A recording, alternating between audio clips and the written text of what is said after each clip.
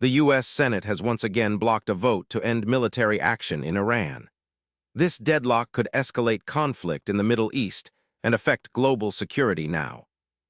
On April 16, 2026, the U.S. Senate voted again on a resolution aimed at stopping the war in Iran. Despite strong push from Democrats, the vote failed to pass. This marks multiple failed attempts to legally limit president's military actions in the region. The deadlock highlights deep partisan divisions over U.S. foreign policy and war powers, with Republicans largely opposing the resolution. This ongoing stalemate means U.S. military involvement in Iran continues without new congressional restrictions.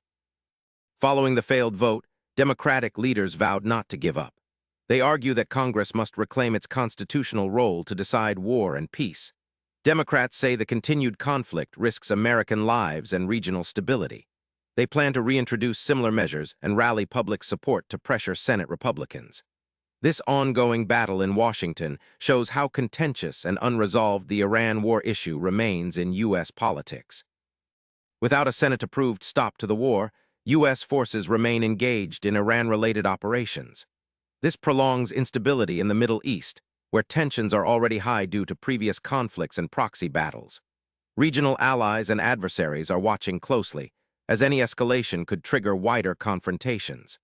The failure to pass the resolution raises concerns about the U.S. strategy and its long-term goals in the region.